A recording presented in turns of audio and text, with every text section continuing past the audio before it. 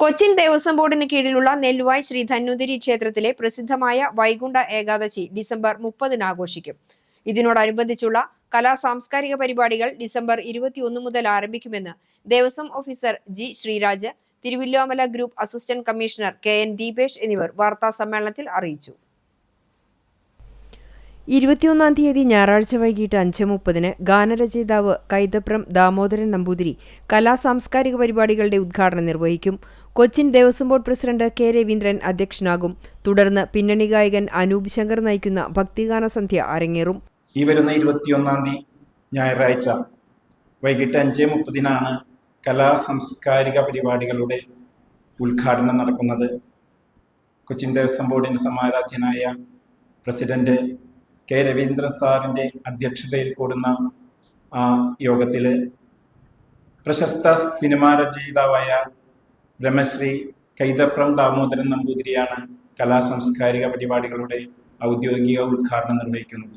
23 തീയതി വൈകിട്ട് 5 ആരംഭിക്കുന്ന നൃത്തോത്സവത്തിന്റെയും തിരുവാതിര മഹോത്സവത്തിന്റെയും ഉദ്ഘാടനം കലാമണ്ഡലം സംഗീത പ്രസാദ് നിർവഹിക്കും. 24 തീയതി രാവിലെ 8 നൃത്തോത്സവവും വൈകിട്ട് 5:30 ഗുരുവായൂർ ജ്യോതിദാസിന്റെ നേതൃത്വത്തിൽ 101 കലാകാരന്മാർ അണിനിരക്കുന്ന സോപാന സംഗീതവും അരങ്ങേറും.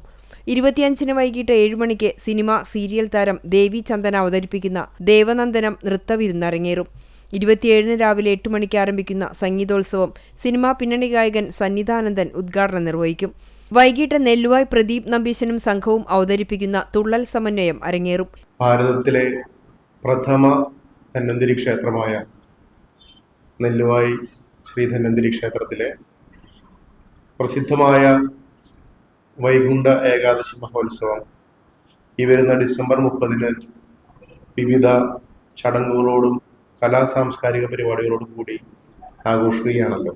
28 തീയതി വൈകിട്ട് 5 മണിക്ക് ചെറുതേവർ ദിനാചരണവും ഘോഷയാത്രയും, 5:30 വൈദ്യ സംഗമവും ധന്വന്തരി പുരസ്കാര സമർപ്പണവും, 7 കഥകളിയും നടക്കും.